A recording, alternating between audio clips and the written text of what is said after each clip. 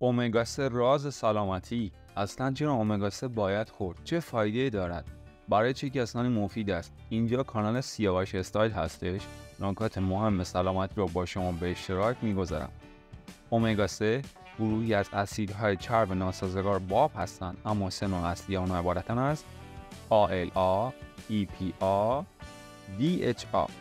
بدن انسان قادر به تولید امگا 3 به صورت مستقیم نیست و باید از طریق مواد غذایی یا مکمل‌های غذایی آن را دریافت کند، مانند روغن ماهی، دانه برخی از روغن‌های گیاهی مانند روغن کنجد و روغن کانالا و همچنین در تخم مرغ هم یافت می‌شود. خوشحال میشم عزیزان مرا لایک و سابسکرایب کنید و در پایان چند ایده خوب برای راحتی و در دسترس بودن به شما هدیه میدهم. نقش اصلی امگا 3 در بدن: 1. حفظ سلامت قلب و عروق.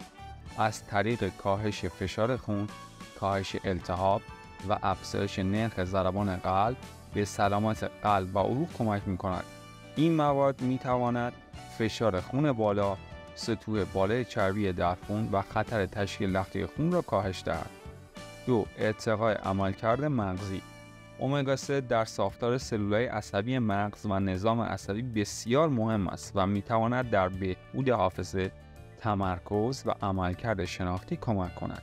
این مواد میتوانند به عنوان ترکیبات ساختمانی در سلولهای عصبی و مغز عمل کنند و به حفظ و تقویت سلولهای عصبی کمک کنند. 3. کنترل التهاب.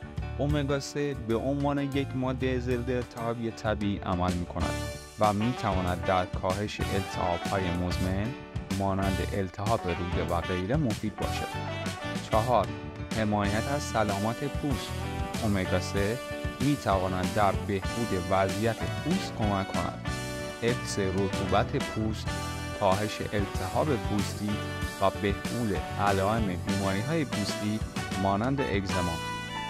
این افراد باید از امگا 3 استفاده کنند، البته زیر نظر پزشک.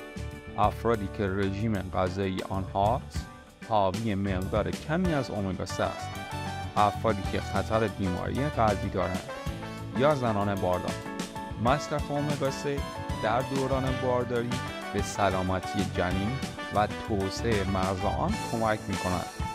افرادی که به اختلالات مغزی مانند افسردگی یا اختلال‌های خلقی مبتلا هستند یا افرادی که با مشکلات مفصلی و التهاب مفاصل و غیره دچار هستند. چند منبع آلگی گیاهی به شما معرفی می‌کنم: دانه کتان، دانه چیا، گردو، بادام کوهی شیرین. قبل از شروع هر نوع مکمل یا تغذیه خاص توصیه می شود که با پزشک یا متخصص تغذیه مشورت کنید. سپاسگزارم که من را لایک و همراهی می کنید.